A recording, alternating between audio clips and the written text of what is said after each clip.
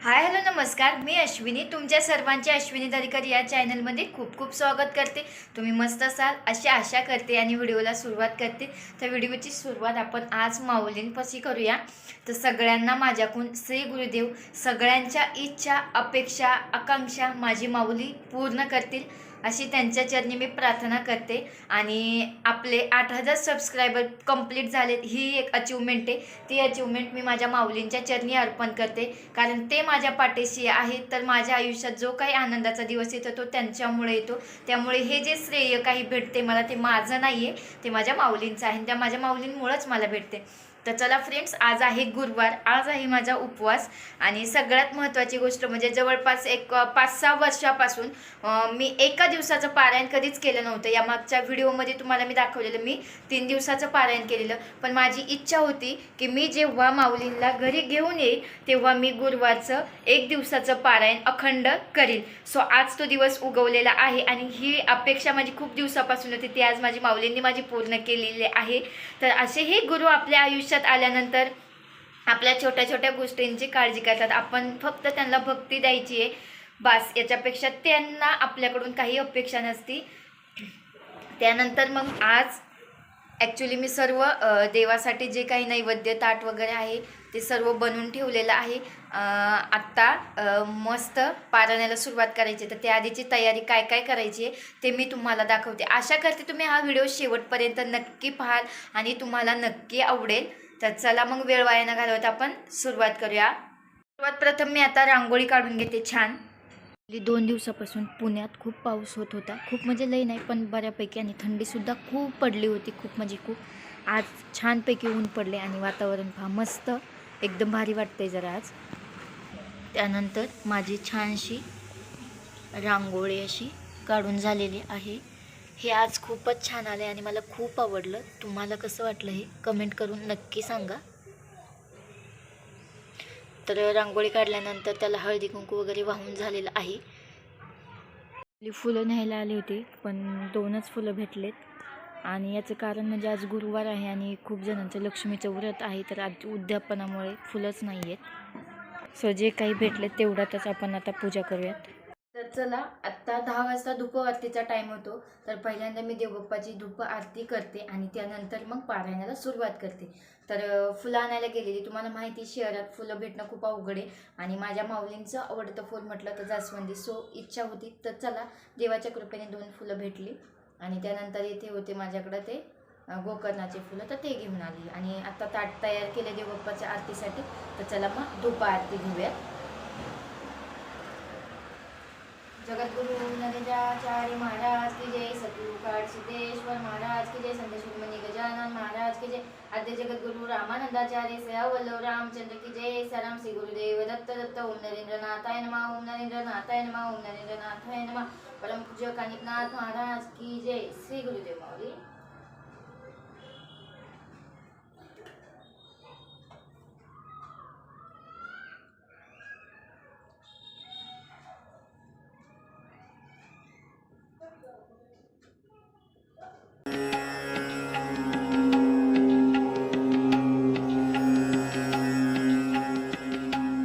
आरती वगैरे घेऊन झाल्यानंतर आता मी फायनली बसते पारायणाला.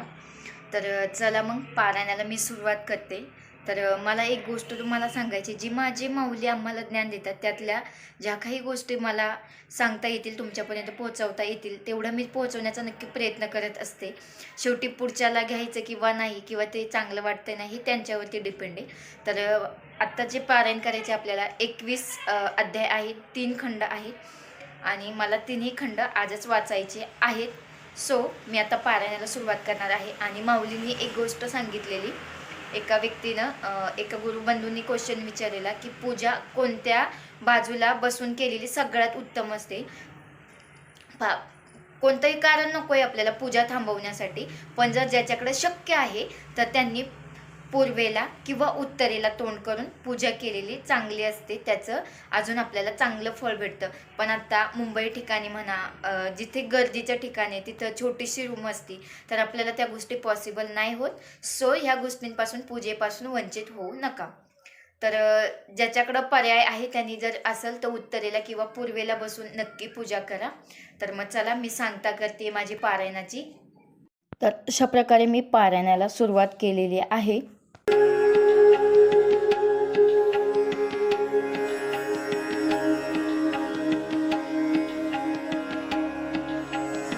स्वराजला आणायचा टाईम झाला आहे. सो माझे 8 अध्याय वाचून झालेत.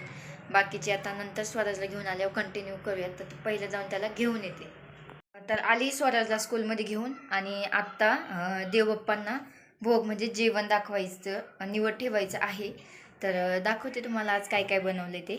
साई म्हणजे ऑफकोर्स फराळाचंच असणार. तर हे पहा इथे बनवलेलं आहे. कुणाकुणाकडं शेंगदाण्याचं पिठलं म्हणतात, आमच्याकडं झिरकं म्हणतात. त्यानंतर खिचडी आणि थोड्याशा वेफर्स तळल्या होत्या. तर चला मग देवबाप्पाला आता निवद दाखवून घेते मी. तर आता बाप्पा जेवल्यानंतर आता मी पण इथे फराळाचं करून घेते पटपट, कारण आता पुन्हा आपल्याला पारायणाला बसायचं आहे. तर झाले माझं फराळाचं करून. आता वाजलेत 1 आणि पुन्हा मी बसते पारायणासाठी. तर चला पुन्हा सुरू करूया.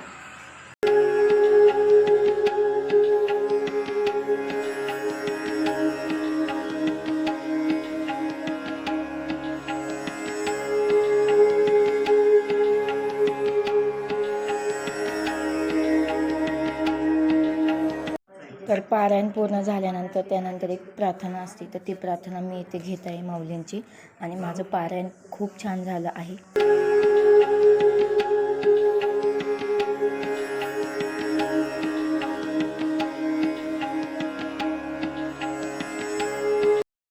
पारायण झाल्यानंतर आम्ही अचानक कुठे निघलो हे पहा तुम्ही. खूप घाईत आम्ही निघलेलो. पटकन सगळ्यांना फोन केले आणि पटापट चाललो होतो. ॲक्च्युली आपल्याला जायचं होतं हिंजवडीला. तर चला.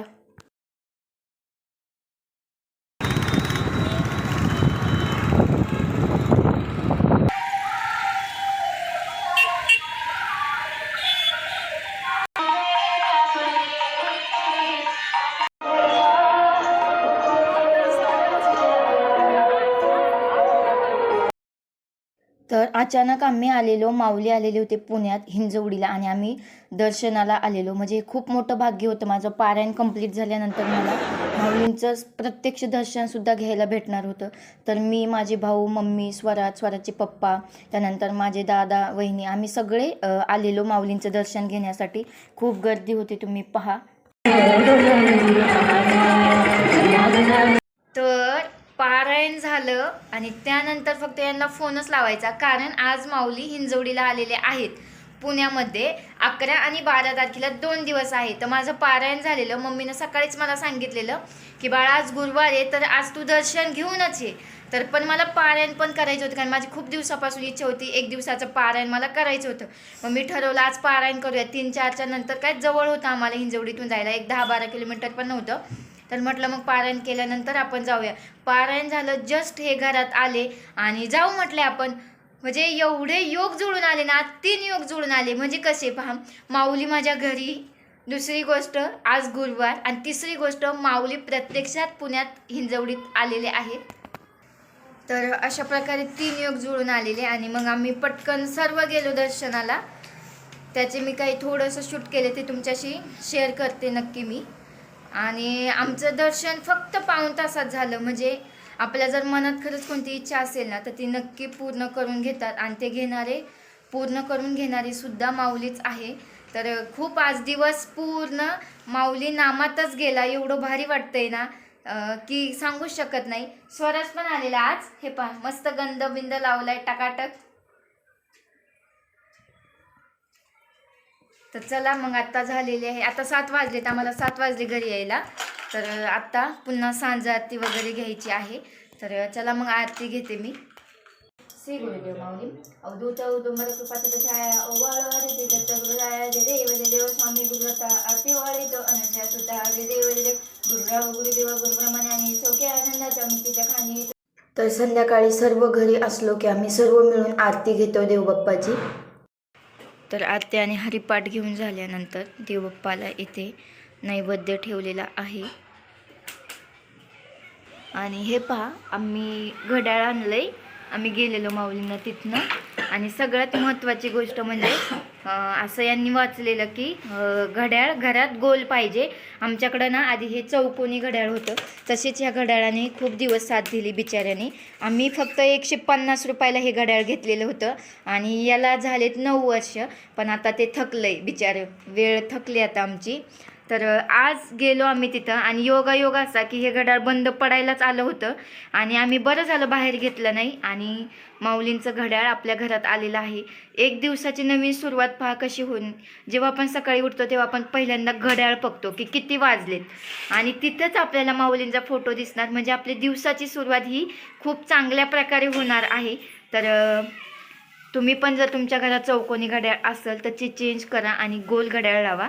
शास्त्रात देखील सांगितलेलं आहे आपल्या घरामध्ये जे घड्याळ हवंय ते गोल हवंय.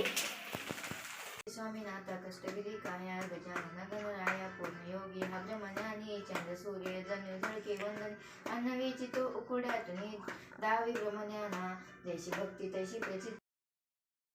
तर अशा प्रकारे दिवसाचा शेवट सुद्धा गुरुनामानेच झालेला आहे आणि खरंच खूप अनुभव येऊन गेले आजच्या दिवसात मला, की मी ते तुम्हाला काही गोष्टी अशा आहेत की त्या सांगूही शकत नाही, पण खूप म्हणजे खूप अनुभव येऊन गेले मला.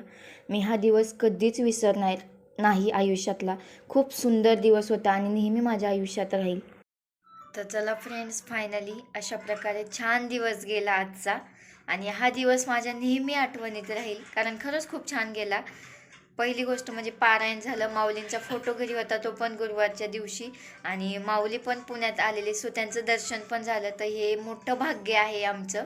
तर आता आपण इथे विश्रांती घेऊया. तुम्हाला जर हा व्हिडिओ आवडला असेल तर व्हिडिओला लाईक करा, शेअर करा आणि आपल्या चॅनलवर नवीन असाल तर नक्की सबस्क्राईब करायला विसरू नका. भेटूया अशा नवीन नेक्स्ट व्हिडिओमध्ये. तोपर्यंत बाय बाय.